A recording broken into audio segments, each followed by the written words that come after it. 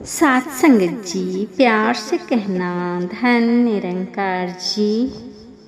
आज की कहानी है धैर्य और विश्वास। साथ संगत जी, महाभारत में जयद्रथ वध से पूर्व अर्जुन ने प्रतिज्ञा ली थी, या तो मैं सूर्यास्त होने से पहले जयद्रथ का वध करूंगा या फिर अग्नि समाधि लूंगा। भगवान श्री कृष्ण जानते थे कि कौरव किसी भी परिस्थिति में जयद्रथ को अर्जुन के समक्ष नहीं आने देंगे और प्रतिज्ञा अनुसार उसे अग्नि समाधि के लिए विवश होना पड़ेगा। इसलिए उन्होंने एक और लीला रची। उनके सुदर्शन चक्र ने जाकर सूर्य को ढक लिया और वातावरण ऐसा बना दिया जैसे सूर्यास्त हो चुका है। उस समय ना तो कौरवों की प्रशंसा का कोई ठिकाना था, ना अर्जुन की विवशता का। उस समय शायद एक भक्त का अधिकार था अपने भगवान से प्रश्न पूछने का कि आपकी उपस्थिति में ये कैसे संभव है माधव। लेकिन अर्जुन ने संदेह नहीं, समर्पण भरे भाव से अपने आराध्य को देखते हुए कहा कि यदि आपकी उपस्थिति में ये सब हो रहा है तो मुझे स्वीकार है।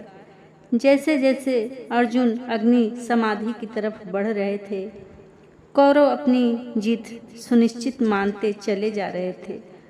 उनका अहंकार उनके अट्ठास में झलक रहा था और वही अहंकार और मृत्यु टल जाने का भ्रम जयद्रथ को बाहर खींच लाया।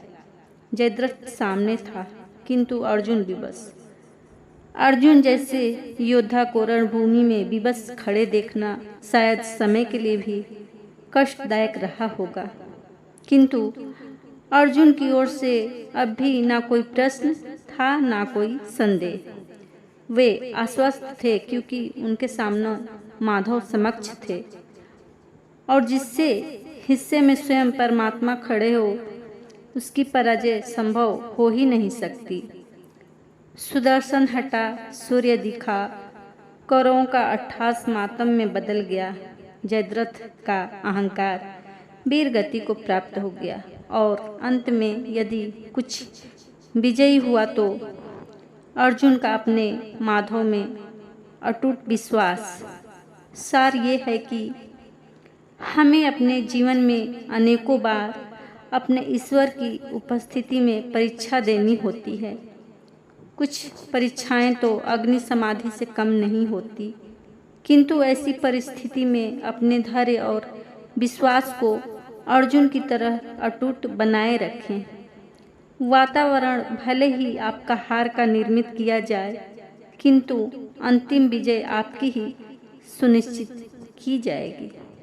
साथ संगत जी, प्यार से कहना धन निरंकार जी।